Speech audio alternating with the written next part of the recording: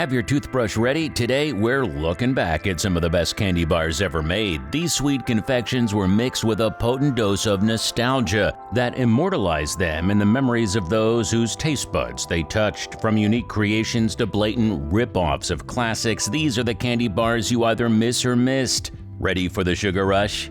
Almond Cluster. If you know about Peter Paul, then you definitely have a rotten tooth or two thanks to them.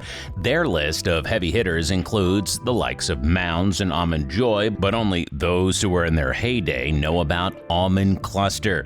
The Peter Paul Almond Cluster was my go-to candy bar whenever I craved something a bit nuttier than usual. The wrapper it came in was simple, unassuming, and straight to the point, a regal font proudly spelling out Almond Cluster. As you unwrapped the treat, a gentle crinkle filled the air, teasing your senses with the anticipation of what awaited them. Once free from its protective cover, the Almond Cluster revealed its true beauty or ugliness, as their tagline famously put it, ugly but beautiful. The Almond Cluster really was a sight to behold. Its outer appearance can only be likened to the Elephant Man's skin. But don't let its rough and pimply texture fool you. Once you have a bite, you'll quickly find out that it is a glorious amalgamation of milk chocolate and crunchy almonds, singing in harmony to create a symphony of flavor. Butternut. Now, describing a candy I last tasted in the 60s is a challenge since most of my memories from that time have grown faint. Yet I can assure you, dear ones, that once I had the privilege of savoring a butternut bar made by the skilled hands of Hollywood candy. Oh, how the heart cherished those delectable treats. The memory of this treat harks back a familiar sensation, the resounding crunch of those roasted peanuts with each bite. Now, you might be thinking the butternut sounds an awful lot like the Almond Cluster. How are these two different from each other, you ask? Well, unlike Peter Paul's candy, the butternut practiced the careful art of slicing those nuts into perfect little pieces, scattering them throughout the bar. But the differences didn't stop there. The butternut bar combined the peanut crunch with thick and luscious caramel, all enveloped in a cloak of smooth milk chocolate. Talk about sweetness overload. Caravelle. A candy rivalry sparked a clash of favors that created a divide. The Caravelle bar burst onto the scene with the intention of giving its counterpart, Nestle's $100,000 bar, a run for its six-figure money. The Caravelle bar took a different path. It had a lighter texture and a sweetness that was simply delightful. The Caravelle bar soon became the talk of the town thanks to its famous TV commercial that burned itself into our minds with its catchy jingle. It was quite the earworm. I still remember it to this day despite being aired in the mid-70s.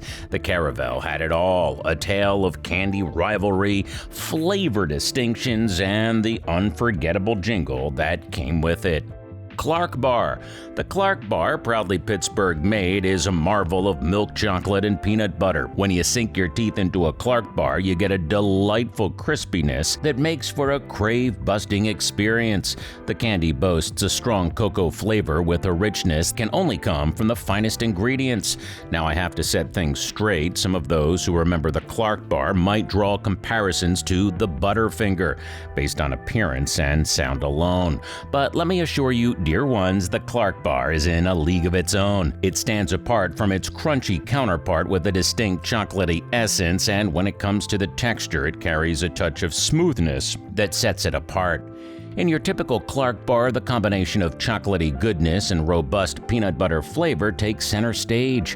While not exactly the same as the famous Butterfinger, it is cut from the same cloth, only with a gentler texture and a stronger presence of peanut butter. So the Clark Bar, though lesser known to some, is a true gem of a candy bar. It has garnered a loyal following over the years, so should you come across this treasure, I implore you to taste the difference for yourself. Snick Snack. Picture a series of wafer layers waiting to be eaten within a chocolate coating. Sound familiar? Well, if you're thinking Kit Kat, you'd be wrong. Well, maybe not, because the Snick Snack was almost the same thing.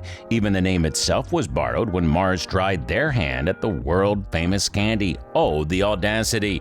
What's even more surprising is that Snick Snack managed to survive on the market for at least 5 years. It may be because they and 6 smaller sticks instead of Kit Kat's 4 larger ones, but I'm just guessing. Obviously, the taste is pretty hard to copy. Snick Snacks had a lighter yet sweeter chocolate with a bit more of a hazelnut taste to it compared to Kit Kat's. But you know what they say, good artists copy, great artists steal. And boy, did Snick Snacks steal the fans and their money out of Kit Kat's hand at one point. Any of these candy bars giving you a toothache yet? Well, give this video a like if you've licked your lips at least once while watching. Now on to the next one, courtesy of a certain candy man you may have heard of before. Wonka Super Scrunch. No candy bar list would be complete without Willy Wonka's name coming up at least once, so here it is. Out of all the magnificent creatures, Wonka's Super Scrunch is the one I long for the most. The Wonka Super Scrunch was a fusion of Rice Krispies and peanut butter filling drenched in a generous layer of chocolate done in a typical Wonka fashion, coming in an orange and brown wrapper with a cartoon of the most famous fictional chocolatier. No introduction was needed to tell you that the Super Scrunch was super. Milkshake. The 1920s was a time of jazz music, flapper dresses, and the emergence of delectable treats that reflected the excess of the age. This next candy bar earned its name for a reason, as its ingredients conspired to create a taste reminiscent of a luscious chocolate malt milkshake. The Milkshake candy bar came in a wrapper that looked an awful lot like the old Milky Way packaging, which was also created around the same time. The Milkshake candy bar featured milk chocolate, caramel, and malted nougat, and it had a lighter, fluffier texture than the Milky Way. You could even throw it in the freezer, take it on a hot summer day, and eat it like you would an ice cream bar. Eventually, the Milkshake candy bar was recalled due to Hollywood, the company that makes those treats, going through tough times. But those of us who are able to enjoy it can't look at another old Milky Way wrapper and not think of the Milkshake candy bar. Christie's. Concord Confections' Christy Bar is a candy from 1969 that many may not remember. Despite its obscure status, it was voted as one of the top new bars of that year, so that should tell you a lot about how good it was.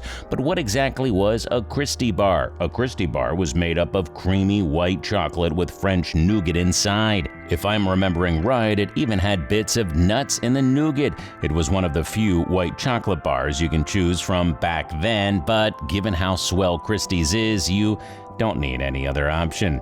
Perhaps even more memorable than Christie's taste is Christie's packaging. It had the most beautiful blonde girl on it. I remember having a crush on her.